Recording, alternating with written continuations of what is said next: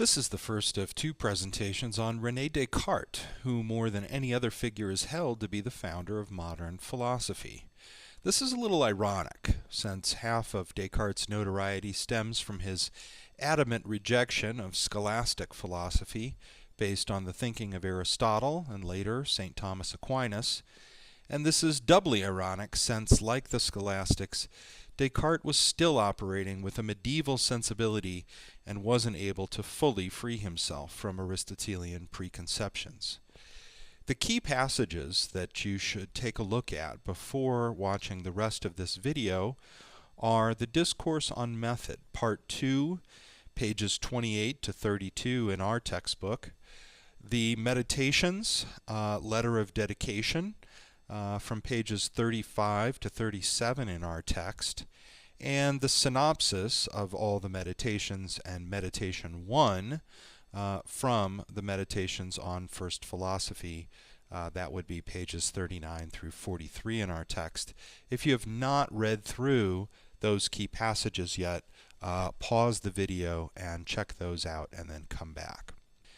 Baruch Spinoza, who considered his own work to be an extension and correction of Descartes' original ideas, claimed that Descartes was after a stable foundation for the sciences. And he says that in Descartes' Discourse on the Method for Conducting One's Reason Well, Descartes established a method aimed at four goals. 1. To lay aside all prejudices. 2. To find the foundations on which all things ought to be built. 3. To discover the cause of error, and 4. To understand everything clearly and distinctly. Similarly, Descartes' method works according to four principles, which can be found in Part 2 of the Discourse, one of our key passages. Number 1, accept nothing as true except what presents itself clearly and distinctly and is thus indubitable. Number 2, divide difficult problems into smaller parts to solve. Number 3, assuming an order to things, work from the simplest and easiest to know to the most complex. And number 4, review progress to make sure nothing is left out. These are explicitly stated by Descartes, but if we look in an earlier part of the discourse, this would be page 29 in your text, we can actually find some other presuppositions that will guide his entire philosophical project. For example, he says that, quote, "It occurred to me to consider that there is often not as much perfection in works composed of many pieces, and made by the hands of various master craftsmen, as there is in those works on which but a single individual has worked," unquote.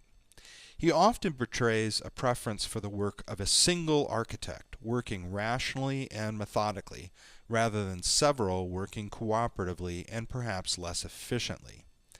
When he says, "It is nearly impossible for our judgments to be as pure or solid as they would have been if we had had the full use of our reason from the moment of our birth, and if we had always been guided by it alone," he shows his distrust of common sense or conventional wisdom. And this, of course, is a very Socratic or Platonic view as well.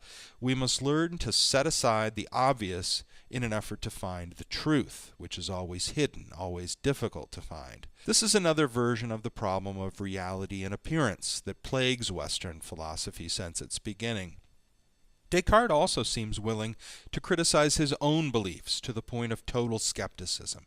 He writes, "As regards all the opinions to which I had until now given credence, I could not do better than to try to get rid of them once and for all in order to replace them later on." You might ask yourself if this project of Descartes is actually even possible to get rid of all one's beliefs. We will see.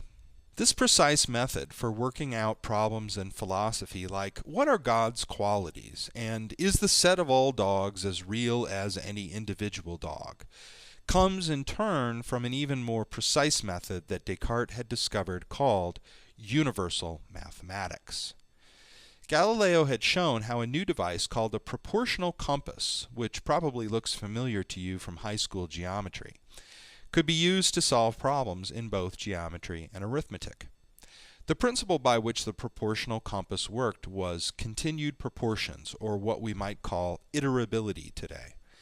Descartes was astounded to realize that arithmetic and geometry, far from being independent mathematical sciences, were both rooted in this principle. When Descartes worked out the implications of this principle, he published them in La Géométrie, which explains the principles of analytic geometry with its familiar Cartesian coordinate systems. If you'll excuse the bad pun, this is the root of what we will call Descartes' foundationalism. As Stephen Gaukroger writes, the general feature that underlies universal mathematics was the clear and distinct representation of ideas. In the case of mathematics, for example, Descartes was led to reject both geometrical and arithmetical representations of problems.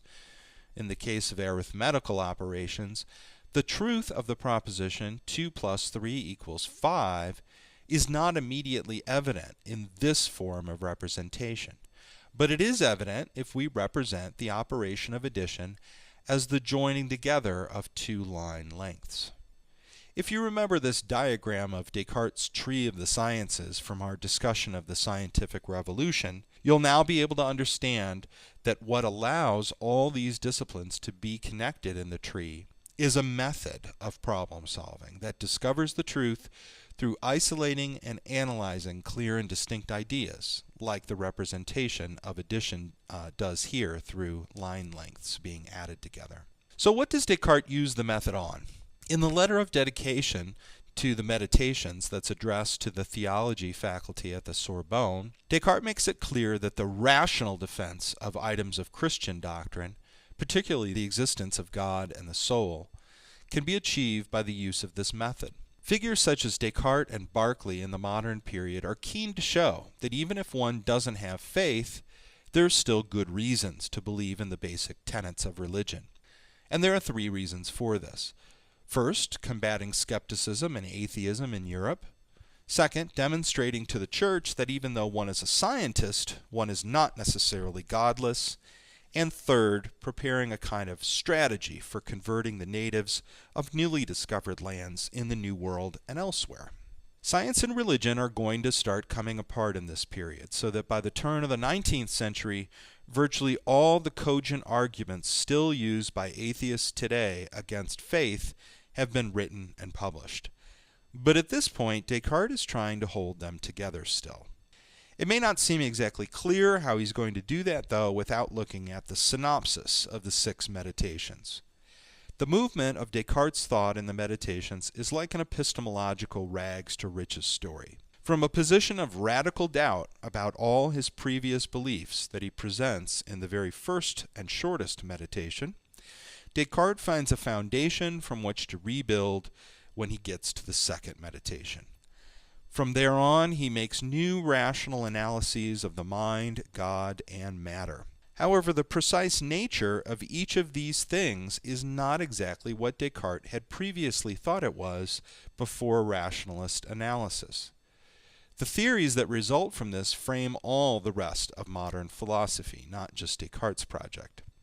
In particular, in this class, we'll focus on Descartes' mind-body dualism, 2 different proofs for the existence of God, how and why humans make mistakes, and how only belief in God makes certainty possible, and how the natures of earthly things lend themselves to understanding by mathematic and scientific methods. We shouldn't conclude this presentation without noting that by conducting his philosophical project according to a particular method productive of knowledge, Descartes accomplishes a major shift in what is called first philosophy.